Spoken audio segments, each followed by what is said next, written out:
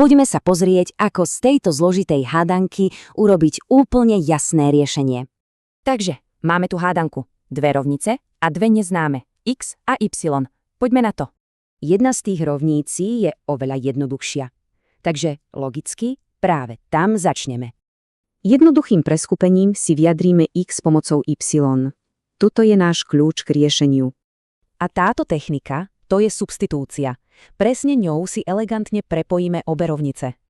Je to vlastne jednoduchý trojkrokový postup a presne ten nám odomkne celý tento systém. A teraz prichádza ten kľúčový krok. Výraz pre x jednoducho dosadíme do prvej rovnice. A pozrite, čo sa stalo. Premenná x zmizla a ostala nám rovnica s jedinou neznámou. Tuto môžeme pekne zjednodušiť. Výraz sa vykráti na obyčajnú 24. Po úprave teda dostávame túto rovnicu. Už vyzerá o niečo lepšie, však? Ten zlomok je trochu otravný. Poďme sa ho zbaviť vynásobením celej rovnice. Keď si to celé preskupíme, zrazu stojíme pred úplne novou hádankou. Pozrite na to. Vyzerá to zložito, no je to len maskovaná kvadratická rovnica. Pomôžeme si substitúciou. A zrazu je z toho známá kvadratická rovnica. S touto si už hravo poradíme. Keď ju rozložíme na súčin, dostaneme dva potenciálne dieliky do našej skladačky.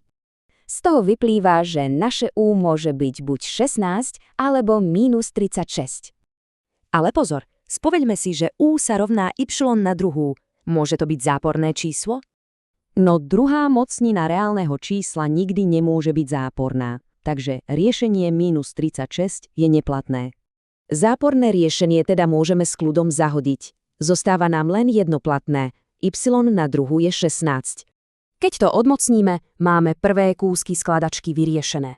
Y môže byť 4, ale aj minus 4. Sme už skoro na konci. Teraz sa vráťme k nášmu pôvodnému kľúču a nájdime x. Pre každú hodnotu x si jednoducho dopočítame x a máme kompletné páry riešení.